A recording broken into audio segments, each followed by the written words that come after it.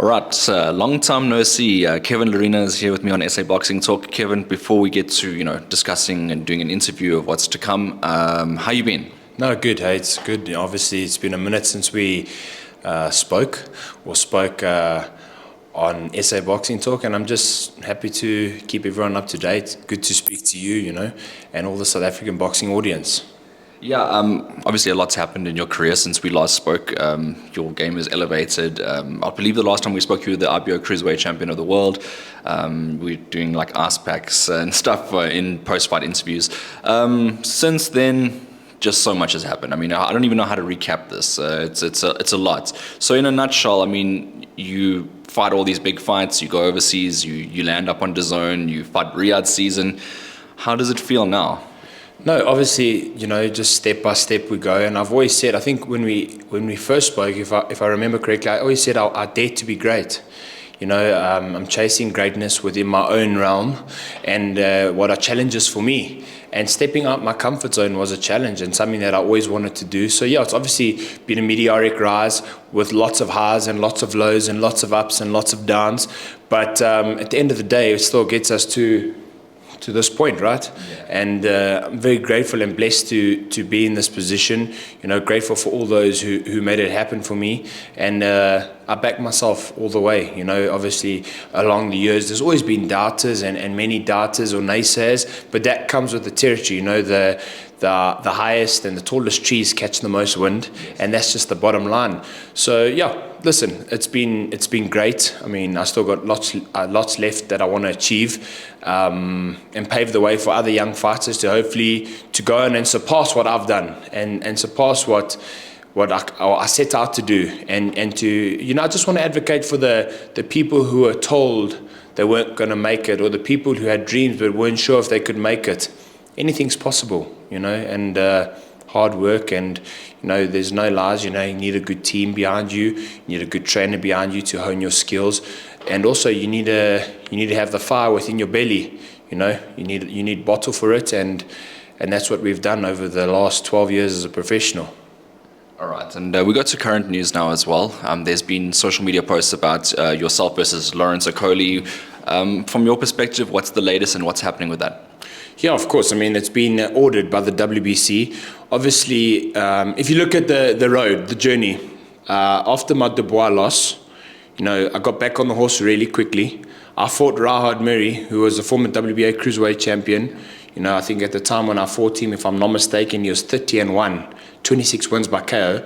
So I jumped straight back into it after a loss. I beat Rahad Murray, smashed him, then won the WBC silver, and obviously got the shot at the world title. But in between the world title, there was step asides because Badu Jack wanted to fight Brzezinski, so I allowed Badu Jack the position. Then that fight never materialized, and obviously I got the opportunity to fight for the interim world title, which I won. And then Riyadh season came. Tyson Fury's camp, Lerena versus Huni at heavyweight, went up to heavyweight in a very, very close fight. But then obviously it all led to me being the WBC Bridgerweight interim champion, Okolie knocking out Brzezinski in devastating fashion, and now me and Okolie 1 and 2. Interim champion, mandatory to fight the world champion, and that's what it's all about. We want to make that fight happen. Lawrence wants to make that fight happen. Obviously we are friends out of the ring. We have a friendship, and we speak quite a bit, but that's obviously put to the side now, and we need to take care of business. So hopefully we can make the fight. As I said, the WBC pushed the purse bids out by 1 week to the 2nd of July, obviously, so all negotiating parties could hopefully maybe come to an agreement. Whoever's negotiating on it, there's that's the hope, and if it goes to purse bids, it goes to purse bids. But if we could come to an agreement prior to purse bids, well, then it would be great.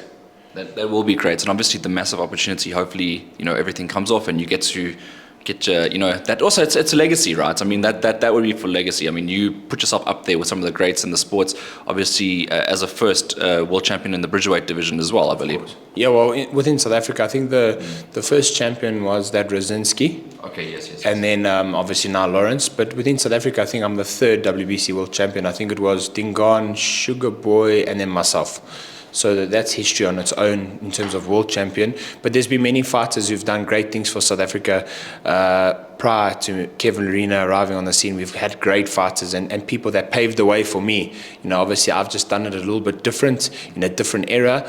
But, I respect to all those who paved the way for me, because, that's what helps in making young fighters. When I say young, fighters like myself who was coming through at the time, to evolve and grow and develop. And, the actions and the rewards speak for themselves. But I'm just still on the rise, man. I still want to achieve so much more. And if you look at it, Hayden, you're speaking about it earlier, I've never really gone into easy fights. There's been one or two easier fights, and I'll say easier fight because no fight's an easier fight in the bigger weight divisions. Men can hit. But I came under baptism of fire, was thrown into a baptism of fire when I fought for my first IBO world title against Yuri Kalenga, who just come off fight of the year against Masternak. So I never really had an easy route. I was always tested and easy going to make it, and we delivered. I think we defended that belt, I think it was 6 times or 7 times, if I can't remember correctly. And then we moved on to bigger things and had a shot at heavyweight. And that's what it's about. I always wanted to step out of my comfort zone and dare to be great. Because if you step out of your comfort zone, no one can ever question you and say, well, you're in the cotton wool for that amount of time and that was your career. No, I stepped out of that and I dared to be great. And that's one thing I'm always proud of. I want to talk about those big fights just a little bit later, but I wanted to ask about the Tyson Fury camp, because that was an exciting time in both of, I think, yours and his. I mean, you both fought around the same time. You got the fight against Huni. How did that all come about? Of course, Tyson Fury's team reached out to me, obviously, because I'm a southpaw, come forward, trained type of fighter. That's how I fight. I mean, they were calling me in camp the White Rhino because I just keep coming forward, and that's what I do. And I think that's what Usyk did mostly in the fight. But Tyson Fury, Spencer, Maddie, Christian, Sugar, his team were all very welcoming. They welcomed me and Peter with open arms. And in fact, they really enjoyed our company. There was always banter every day in camp. And obviously up until the cut and whilst it lasted, Tyson was doing really well in camp. And I was learning a lot from him. And we're training together, conditioning sessions together, obviously the sparring sessions together. And I learned a lot. And that's obviously how the Huni fight came about, because they said, listen, this guy can fight and he has opportunity. So thanks to Spencer for making that fight happen, Gold Star, Tyson Fury, who's part of Gold Star, and Spencer's Tyson Fury's manager, and obviously Frank Warren and Queensbury. They made it happen, and they took a liking to me and my trainer Peter. And you know what, you can't gloat or boast, but obviously we're likable guys, and it was humble for me to be in camp. If somebody said to me, why did you go spar? I said, that is the WBC heavyweight world champion.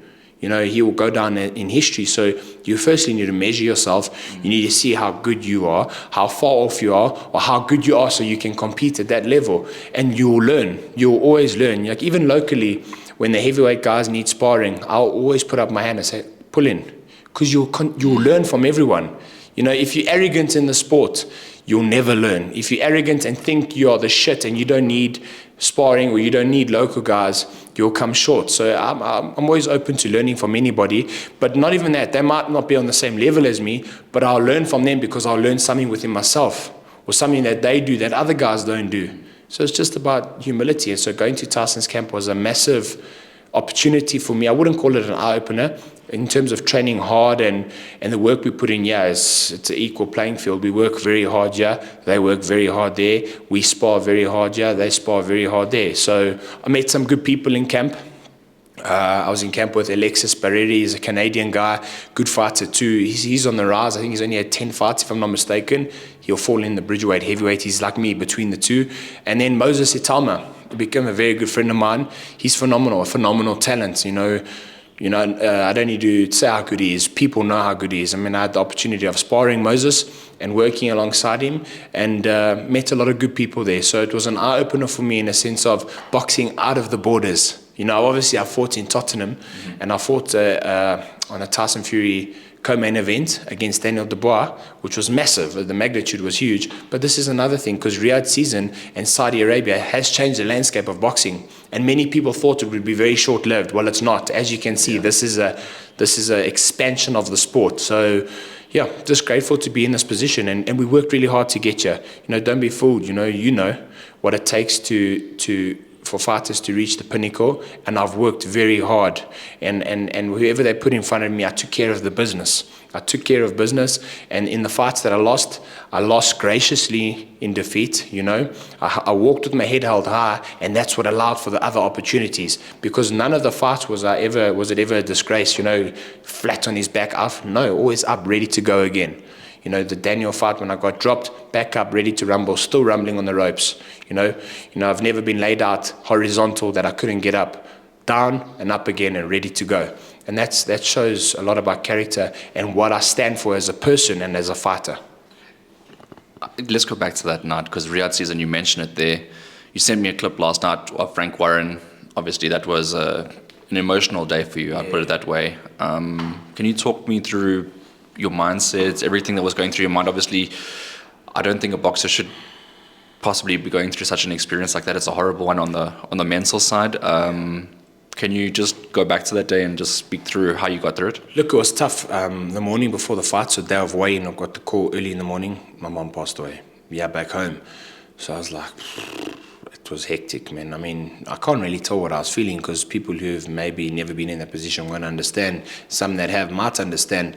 But the guys were very understanding. The Queensbury, Frank, Spencer, Tyson, AJ, all reached out, said to me, hey, are you okay? You don't have to fight if you don't want to fight.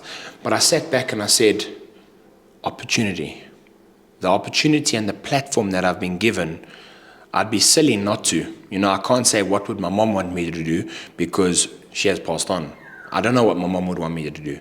But one thing I do know, I know what I wanted to do. My whole team came out there. I had supporters fly in from South Africa to support me, purchase tickets to come support me. The people back home were watching me. I said, I'm going to stand up, step forward. In the moment, I said, I can do this. I really can. I feel, obviously, I'm emotionally damaged and a bit hurt, and very hurt, not a bit hurt. But I can step forward and have a rumble. Until the fight, obviously, I realized I'm only human. That emotional drainage took a lot on my physical. But still a great fight, and that's why we get back to this position, because through adversity comes great strength. And I went through adversity not only the night of the fight, but the day before the fight. And the biggest thing about a fighter is the emotional and the lead up and the build up is how you channel your energy. So it is what it is. I've never been one to make excuses. After the fight, I said, well done to Justice. I will be back. I never said, well, my mother passed on and this and that. That's not me. Well done, Justice. You boxed very well. I will be back. Everyone knows when I landed the effective shots with the efficacy, he was hurt. I was never hurt. But great fight, a humble human being, Justice Hooney, his team, they were all grateful, and they sent their condolences. They're grateful that I took the fight, So when I watch it back, it was a lot closer than the people or the judges scored it. But no stories. We move forward, we move on, and we keep growing and we keep climbing. So I was really treated well in Saudi Arabia, by His Excellency, being invited to his house 3 days before the fight. Spencer from Gold Star, Frank Warren from Queensbury, George Warren, Francis Warren. They looked after me and my team, me and Peter, really well, and they made me feel really, really welcome. And I'm anticipating you'll be back at some point in Saudi? Yeah, look, I mean, the landscape's forever changing, There's fights, you want a heavyweight fight, there was talks of, after me and Hooney, it was Lerena and Caballero. Wow, okay. And that fight never got made. Frank Sanchez was made. So, listen, when you give a good account of yourself, or you're in the position that I'm in, there's always opportunity, and I'm grateful for that. I got the opportunity. But the landscape's forever changing. Now it's Lerena or Coley, what's on their mouth. Next week or the week after, it might change. Hey, do you want to fight this one? That's just how it is. So you got to be patient in the sport, stay in the gym. Myself and Peter are always in the gym. I try my best to put in 2 sessions a day. Obviously maintaining a good base, working on my skills, and just being professional. I live a clean, healthy lifestyle. I'm a professional, and that's what's got me this far. Yeah, and I don't think a lot of people, you mentioned it, that anything can happen. So you literally between 2 divisions. It could be Bridgerweight, it could be heavyweight. What's your preference according to your body? Obviously, Bridgerweight. I mean, I'm a small heavyweight. If you look at the guys like Maurice Vach, who I fought, he was 6'8", 130 kilograms. Justice Hooney, not the biggest heavyweight, but still a big guy, 110 kilograms, 6'4". AJ's a monster. Tyson Fury's a monster. Wilder, tall, but probably my size, and it showed. He's been sparked out by Zhang, who's a massive man, a big puncher. Joe Parker even said, Zhile Zhang's a scary, ferocious puncher.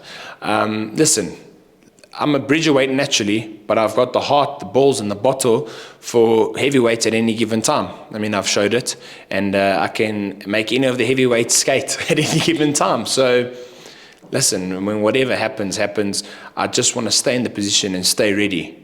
And anything can happen. I can fight in South Africa. If promoters want to put me on here, I can fight overseas. I have those credentials to take me wherever I need to go, and obviously the ability and the hard work and the work ethic to win on the night and to deliver. And of course the Lerena army, which always turns up, which always sells out, which always supports me. I'm grateful for everyone and all my blue chip sponsors who get behind me. You know, listen, it's a journey. My team, Peter Smith, you know, the corner that's behind me. It's been a crazy ride, and I'm not done. You know, I said I never want to be a journeyman in the sport, which I'm not. I said, but I will stop when I know I'm not at my best. But right now, physically, I'm in my prime. I've just chosen to take 2-3 fights in the last 2 years that have been very hard fights that very few people wanted to take. But I stepped up and I took those fights. Let's talk about the Daniel Dubois fight. Very close, very close. You had him. And then he made a comeback, let's put it that way. What was your assessment of that night? Because a lot of people would have been like, Kevin, go for him in round 2, that is. What was your assessment of it? For me, it was a fight of two halves. If you look at it, like the Daniel Dubois-Usyk fight, it was a fight of two halves. Daniel was doing well at one stage, then Usyk got the better of him and stopped him.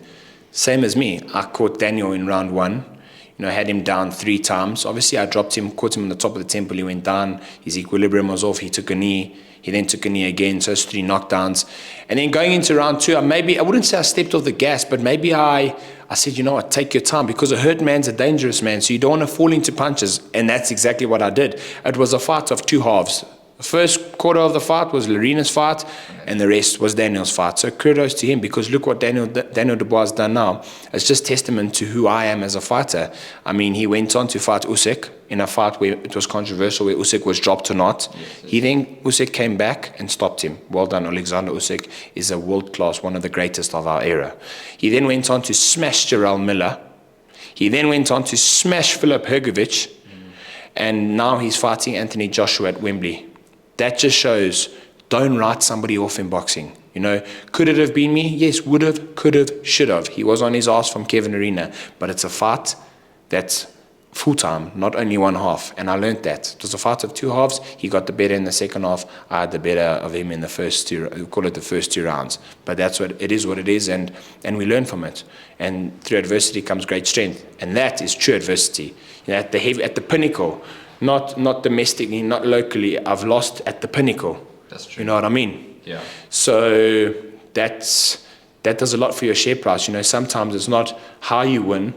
It's not when you win. It's how you win and how you handle yourself. But also when you lose, how you lose and how you handle yourself. Does your share price drop or does it elevate? In all my losses, I believe my share price went up because Daniel's a real fighter. Daniel's, according to Akoli, Dubois and Itelma are the hardest punchers in the division. So I fought the hardest puncher in the division, you know. There's many hard punchers, but he's one of the hardest punchers. I mean, the Hooney fight, good boxer, Olympic pedigree, big amateur pedigree, you know. So I've always just stepped up and dared to be greater. And sometimes when you fall just short, it does a lot for your share price, and it does a lot for boxing in South Africa, because we've got many good fighters in this country, you know. Legit world champions. I think there's Sivanati Nonchinga. He's a phenomenal fighter. I really like him. Obviously, he's a smaller guy, the smaller weight division, but he's still exciting. Yeah. And he's a phenomenal fighter who went to somebody's backyard and won. Doesn't get the credit he deserves. He went to somebody's backyard and won after a knockout loss. That's true. That's mad. I respect that. So I look at guys like that, I say, I respect that fighter. That's a legit fighter. Okay. Championships, legit world championship, WBC, RBF, RBO, WBA, WBO, whatever it is. But I look at the person. He lost, he came back and he won in that guy's backyard. It's like when I lost to Daniel, 6 months later, I came back and I fought a guy who was 30-1 and I beat him. Right, Mary. Yes. Yeah. So that's the character I look in, and that's why I like Sivanati Nonchinga. He's one of the guys that stands out for me, and he's a phenomenal fighter. He really is. He really is. And there's a couple of guys in South Africa that are sort of the younger guys, but I mean, at the moment, we're not the strongest we've ever been, but we've got a guy like Sivanati, we've got a guy like yourself, and there's a few others that are still, as I said, coming up. Let's put it this way, your fight that might come up now, it depends on, how it's negotiated. What's your prediction on a fight against Lawrence Curley, if it happens? It's going to be a great fight. I mean, friendships aside, me and Lawrence, we have a good relationship in terms of as friends, but business now. I want the fight. He wants the fight. He knows. He says Kevin Lerena is strong, robust. Lawrence Curley at Bridgerweight, a much harder fight than cruiserweight. He's very strong, he's very robust, and he's very awkward. It makes for a great fight. That's just testament to both of us putting friendship aside and making the best fights happen in boxing. It's a hard fight for both of us. It's not going the distance. Yeah, that I can tell you. Yeah. I go forward. I only know going forward. I've got an aggressive style. Lawrence Curley's a big puncher. It's no secret. It's going to be an all-out war. I don't think it's going the distance, but at the end of the day, we'll have a drink together after the fight, and forward will our careers go, and long may our careers continue, as long as we can make it both back home safely to our families. 100%. I think that's a good message as well. I suppose there is a lot of respect between you two. I see you got the RBO ring on now as well. That's that was for 5 defenses, but I mean, yes. You got 7 defenses of the RBO world title. If you could just show the camera as well. We've got to show the bling now and then. Yeah. That's it over there. There we go. The RBO diamond ring. Obviously, achievements. Yes. Things that I'm very proud of. I wear this ring with pride. I did it 6 times, 7 times for the RBO, including from when I fought for it too, and I last defended it. It's championship fights. Yuri Kalenga, Dmitry Kucher, Seferi, who fought. There's a lot of guys, I can't really. Who else? Golovchenko. There's a few guys, you know what I mean? Yeah. So I stepped up to the plate, and no matter who they put in front of me, I always rose to the occasion to deliver in the opportunity and the fights that I was given at that specific time. So it's something I'm very proud of. I think there's only 2 of us in the country. Tommy was the first diamond champion at light heavyweight or super middle. I stand to be corrected, I'm not sure. So, it's history again. Myself and Tommy being the 2 guys who won the RBO diamond ring or had 5 defenses of that specific title. And we now move forward and try to get more defenses and bigger belts and bigger fights. And that's what I've been about, just getting the bigger, better fights, to stand out. When my career's done, my child is passionate, my biggest supporter. He always says to me, like, you always fight anybody, Dad, because I've always said I'll fight anybody. If the numbers are right, and the opportunity's right, we'll have a go. Just give me enough time to prepare, I'll step in there with anyone. I think what made it a little bit better is you didn't have so many close fights when you defended the belt. You always made it quite comprehensive and you dominated the fights from the outset. I think the closest fight was the Kalenga fight. Yeah. The rest of them, you just sort of built on that momentum and just went all the way up. What do you attribute that to? Confidence, hard work, and belief in myself. Going into the Kalenga fight, I had so much self-doubt because Yuri Kalenga was a ferocious puncher. He knocked Belanti out cold on a Golden Glove show in Monaco. He then had fights of the year against, I think it was not Masternak, it was Dorticus. It was a mad fight. Dorticus, a real cruiserweight. And then he fights me. But after that fight, and I said, I actually could have knocked this guy out. I just got the victory in a very close fought battle, but I could have knocked him out. Now the confidence grows. But like I said, I was never given a cherry for my first fight. It's a baptism of fire from the onset. Are you going to do it or are you not? And I did it 6, 7 times.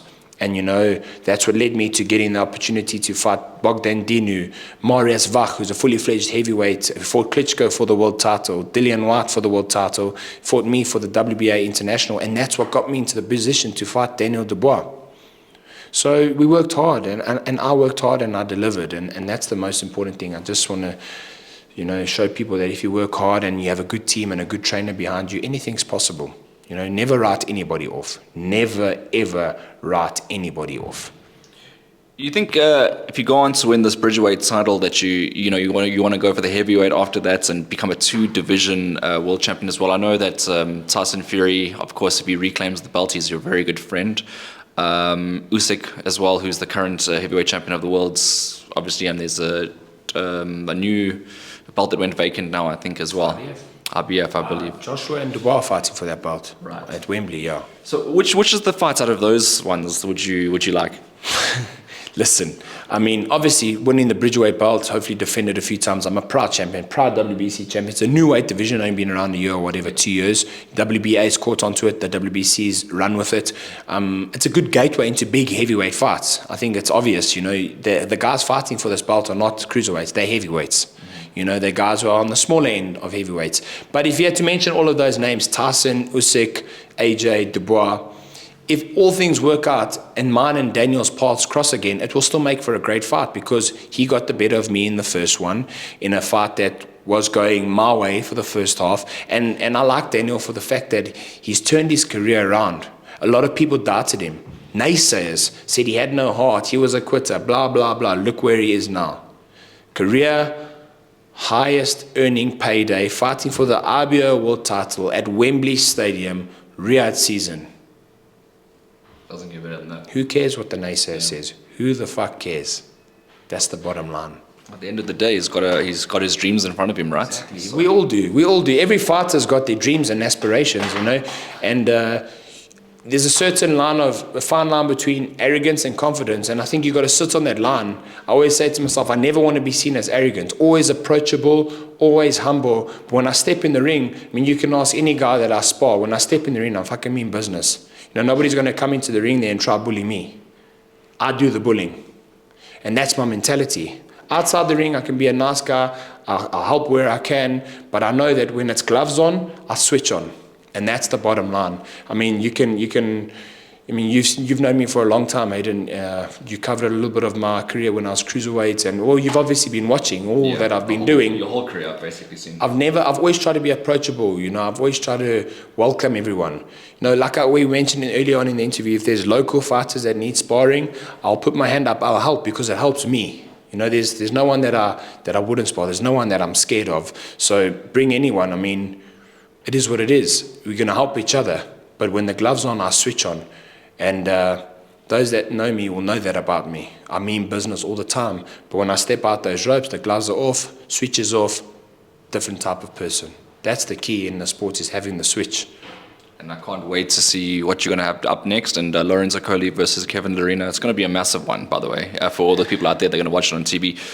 All your big networks, probably it'll be a Riyadh season as well, I'm guessing. I don't know. I don't know. You know, it could be on SuperSport. It could be on DAZN. It could be part of Riyadh season. It could be in the UK. It could be in South Africa. You know, there's been a lot of interest in the fight in who wants to promote it. And I'm apolitical.